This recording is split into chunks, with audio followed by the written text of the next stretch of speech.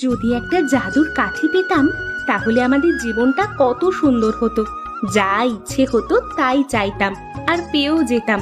রুমি, আজ আমাদের অনেক কাজ করতে হবে। ফসল ভালো হয়নি, তাই আজ কচুর খেতে যাব। যাতে ফসল বেশি হয় তার জন্য একটু বেশি করে কাজ করতে হবে। আজও একই কাজ, একই কষ্ট, আর পারা যায় না। এবারেও তো তোমাদের এত কম ফসল, এভাবে তোমাদের চলবে কিভাবে? আগে কর্তাবাবু, সবকিছু তো আর আমাদের হাতে থাকে না। প্রাকৃতিক দুর্যোগ হলে কি আর কিছু করবার থাকে? তুমি আমায় শেখাচ্ছ? আমার কাছে তর্ক করছো তুমি? তুমি জানো আমি কে? আগে কর্তাবাবু, ক্ষমা করবেন, আমি আপনার সাথে মুখ লাগাইনি। আমি শুধু আপনাকে পরিস্থিতিটা বলতে চেয়েছিলাম। এই জমি আমি তোমাকে দিয়েছি, সময় মতো ফসল না দিলে জমি ফেরত নিতে বাধ্য হব। তাই বেশি করে পরিশ্রম করো, আমার ভাগের ফসল আমার চাই। এমনিতেই আগের বার কম ফসল দিয়েছিলে। আচ্ছা কর্তাবাবু, আমি এবারে পুরো চেষ্টা করব আপনাকে যথাযোগ্য ফসলের ভাগ দেওয়ার। হ্যাঁ, এবারে আমার ভাগের ফসল চাই, কথাটা মাথায় রেখো। আমাদের কোনো সাহায্য করা তো দূরের কথা, উল্টে জমি কেড়ে নিতে চায়। একে একদিন আমরা যোগ্য জবাব দেব, সেদিন আর কিচ্ছু বলতে পারবে না। লালচাঁদ হলো গ্রামের এক প্রভাবশালী ব্যক্তি। তার বিশাল সম্পত্তি, তার বাপ দাদারা ছিল জমিদার বংশের। সেই প্রভাব এখনো গ্রামে আছে। তাই লালচাঁদ গ্রামের সবার সাথেই এইভাবে খারাপ ব্যবহার করে আর অপমান করে। গ্রামবাসীরাও তার ব্যবহারে ক্রুদ্ধ হয়ে আছে, কিন্তু কিছু বলতে পারে না, কারণ তার কাছে টাকা পয়সা আছে। সে চাইলে অনেক কিছু করতে পারে। বাবা, আমরা কি কখনো ভালো ফসল পাবো না? সবার খেতে তো কত ফসল হয়, কিন্তু আমাদের জমিতে হয় না কেন? রুহি, আমাদের জমিতেও একদিন খুব ভালো ফলন হবে। সেই দিন ওই লাল চাঁদের মুখ বন্ধ হয়ে যাবে। আমরা এমন কিছু করব যা দেখে সবাই বিস্মৃত হয়ে যাবে। রুমি, রুহি, এবার দুজনেই ঘুমিয়ে পড়ো। অনেক রাত হয়ে গেছে, আর জেগে থাকিস না মা। কাল আবার জমিতে কচুর বীজ বসাতে যেতে হবে। রুমি, বেশি টিপে টিপে মাটি চাপা দিবি না, আলগা করে চাপা দিবি, তবেই ভালো ফলন হবে। আচ্ছা বাবা, আমি আলগা করেই মাটি চাপা দিয়ে দেব। এইভাবেই কিছু মাস কেটে যায়। তারা কচু গাছের যত্ন নেয় এবং কঠোর পরিশ্রম চালিয়ে যায়। কঠোর পরিশ্রম করলে সব সময় ভালো ফল হয়, এটা তারা জানতো। তাই তারা খাওয়া দাওয়া করে সব সময় কঠোরভাবে পরিশ্রম করে যেত নিজেদের জমিতে। কচু গাছগুলো আস্তে আস্তে বেড়ে ওঠে এবং ফলও ধরে।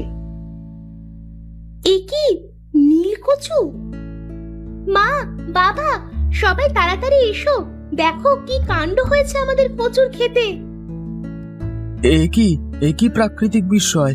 এরকম নীল রঙের কচু তো আগে কখনো দেখিনি। কি অপরূপ সৌন্দর্য! এই রকম নীল রঙের কচুও যে হয় তা আগে জানতাম না তো। বাবা, এটা বাজারে ভালো দামে বিক্রি হবে। এবারে ভগবান আমাদের দিকে চোখ তুলে তাকিয়েছেন। হ্যাঁ রে মা, এবারে সত্যিই ভগবান আমাদের দিকে মুখ তুলে চেয়েছেন।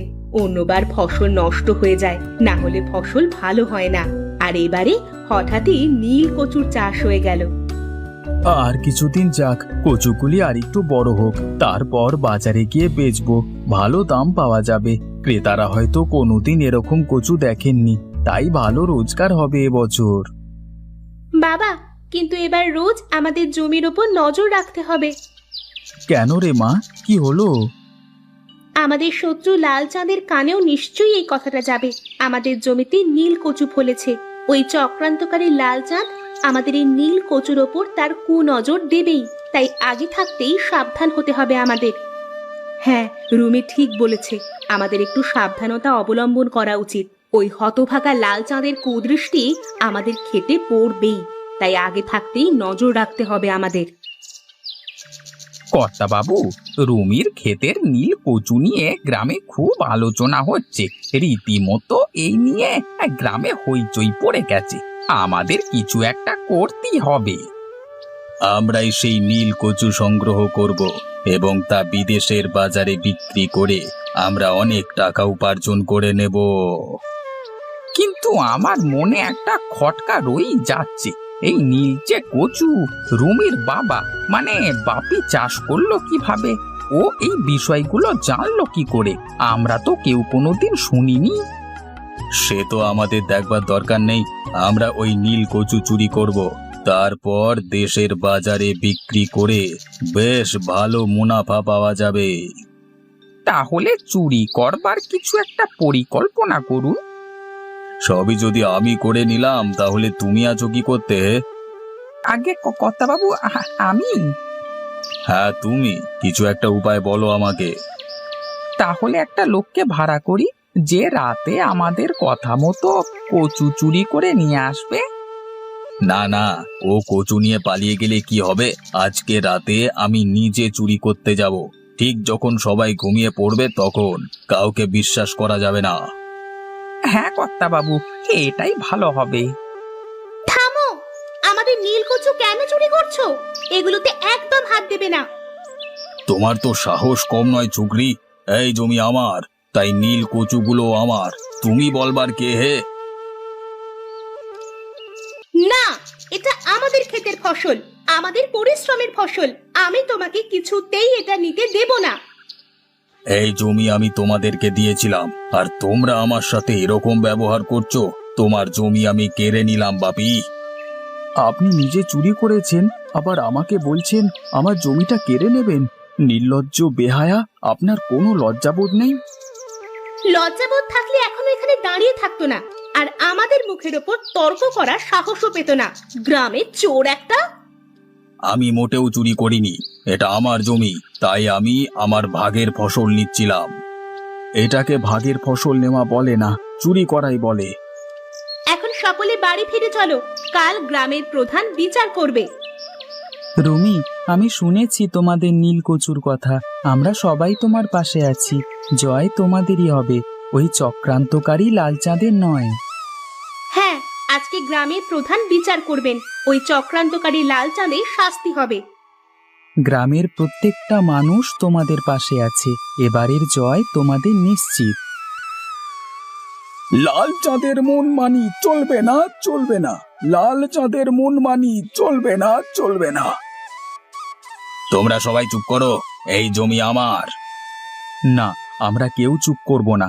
আমরা আর অত্যাচার সহ্য করব না। নীলকচু তোমার কোনো দিনই হবে না। ওরা পরিশ্রম করে ফসল ফলাবে আর তুমি নিয়ে চলে যাবে? এটা আর হতে দেব না আমরা। আমরা এর বিচার চাই। সব সময় তোমার এই অত্যাচার আমরা সহ্য করব না। তুমি জমি দিয়েছো তো কি হয়েছে? পরিশ্রম তো আমরা করেছি, তাই ফলও আমরা ভোগ করব, তুমি না। কথাটা মাথায় ঢুকিয়ে নাও। এরকম লোক গ্রামে থাকলে আর শত্রুর প্রয়োজন হয় না। রুমি এবং তার পরিবার নীল কচুর প্রকৃত মালিক। এই জমি যেহেতু আমি ওদেরকে দিয়েছি, তাহলে এই জমির ফসলও আমার হওয়া উচিত। তুমি জমি দিয়ে থাকলেও পরিশ্রমটা করেছে বাপি, রুমি এবং জননী, এই তিনজন মিলে। তুমি জমি দিয়েছো, তাই নীলকচুর কিছু অংশ তুমি পাবে, পুরোটা নয়। তাহলে আমি আমার জমি ওদের কাছ থেকে কেড়ে নেব। আমি আর ওদের এই জমিতে চাষ করতে দেব না। এরকম করবেন না কর্তাবাবু, আমরা তাহলে না খেতে পেয়ে মারা যাব।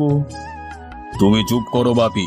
আমি তোমাকে চাষ করবার জন্য জমি দেব, কিন্তু এই অবিচার আমি হতে দেব না। আমার দোষটা কোথায়? তোমার দোষ কোথায় নেই তুমি বলো আগে লালচাঁদ। কাউকে না বলে তার জিনিসে হাত দেওয়া একটি সব থেকে বড় অপরাধ হয়েছে তোমার। এটিকে রীতিমতো চুরি করা বলে।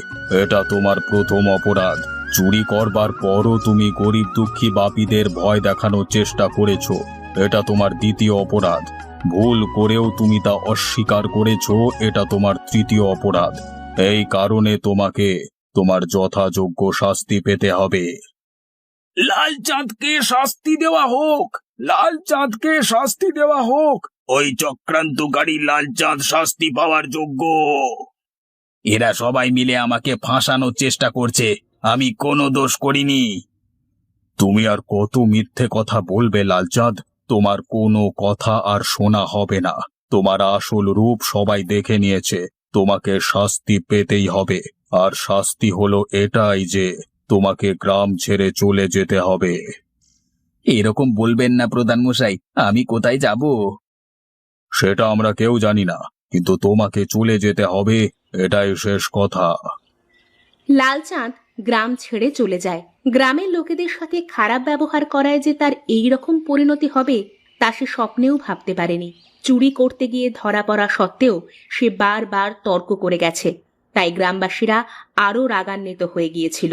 গ্রাম প্রধানের কথা শুনে সে হেঁটে হেঁটে গ্রাম ছেড়ে বেরিয়ে যায়। আজ আমরা জয়ী হলাম আমাদের পরিশ্রম এবং সাহসের জন্য। আমাদের পরিশ্রম আজ সার্থক হলো। আজ আমাদের সাহসের জন্যই ওই লাল চাঁদেরও শাস্তি হলো।